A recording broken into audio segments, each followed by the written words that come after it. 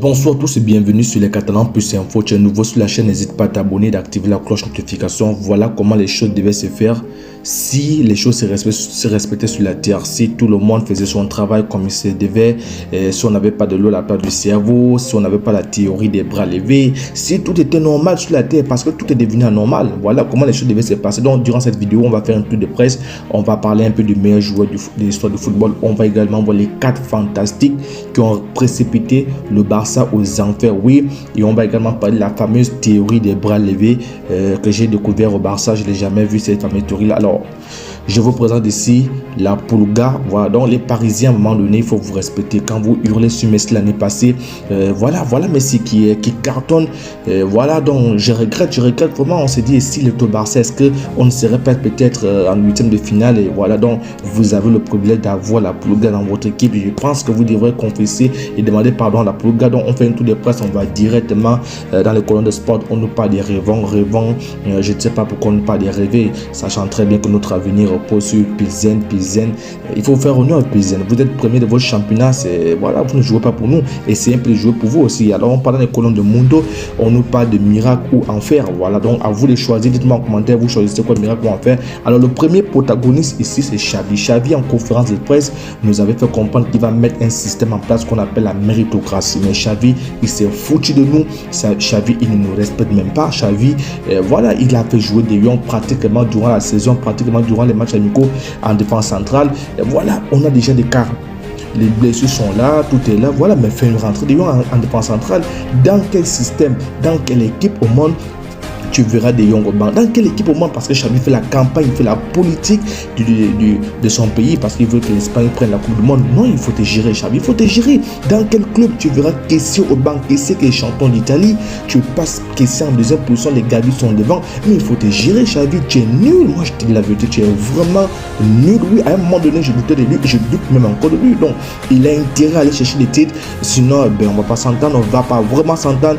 Oui, parce que deuxième protagoniste, voilà, Busquets, moi je pense qu'il est déjà habitué à ça. Il est habitué. En fait, s'il y a l'élimination et que ce type n'apparaît pas, il ne sera pas content. Partout où il y a l'élimination, il doit être là. Alors, mon frère, il y a un adage qui dit avant que les choses t'équipent, il faut les quitter. À un moment donné, il faut vous respecter. Toutes les éliminations du monde que le Barça a subies, vous êtes là. Même les éliminations de 1920, vous étiez là. C'est pas possible, c'est pas possible. Tu t'es fait cramer, tu t'es fait manger. Un capitaine qui nous dit qu'il sera affecté avant même le Classico, mais on le met titulaire. Lui-même ne peut même pas refuser, il ne peut pas dire non, je ne vais pas jouer. Nul à tous les niveaux. Vraiment, c'est pas possible. C'est prenez vos retraites. Partez comme Carles Puyol. Dégagez. Voilà, là, on a un autre qui est là.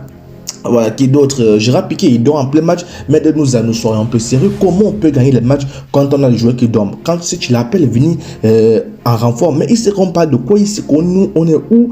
Ils n'ont qu'une idée de ce qu'on fait. Gérard Piqué avec sa fameuse théorie des bras levés. Apparemment, il a commencé ça depuis. Ça, c'est une fausse théorie. Ça, c'est une fausse théorie, Gérard Piqué. Il nous donne un baiser. Mais ça, c'est un baiser mortel. C'est un baiser qui nous tue, Piqué. C'est un baiser qui nous tue. Tu t'es fait balader comme un chiffon. Tu t'es fait toujours dans l'élimination. Jamais on ne va mettre en avance Piqué. Regardez un peu ça. Regardez un peu cette double faute. Le placement 0. Ah, c'est quel placement? Ça, c'est un placement de 15e division. Et la fameuse théorie des bras levés, il dit je rassure, tout est sous contrôle. Rien n'est sous contrôle. Rien n'est sous contrôle parce que Barella est en train d'aller marquer le but. Piqué, tu es mal aligné. Si au moins tu étais bien aligné, ça devait être hors-jeu.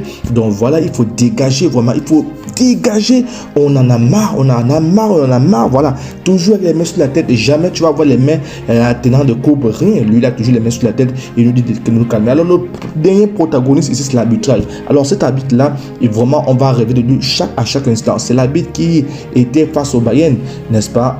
C'était le président même des arbitres dans le camion, c'est-à-dire la VAR.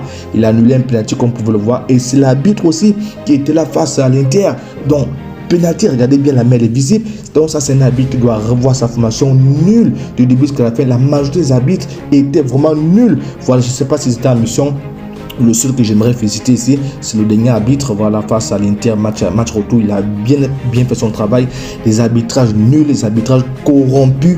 Voilà, dites-moi en commentaire, vous, si ce sont les protagonistes ou il y a d'autres. Voilà, je ne veux pas parler des blessures. Les blessures, pour moi, ça ne m'intéresse pas. Voilà, qu'on ne vienne pas avec les blessures. Voilà, dites-moi en commentaire, vous, s'il y a d'autres protagonistes. Laissez les commentaires, laissez les noms de ceux qui manquent. Voilà, sinon, si c'est abonne-toi, on se dit à plus, ciao.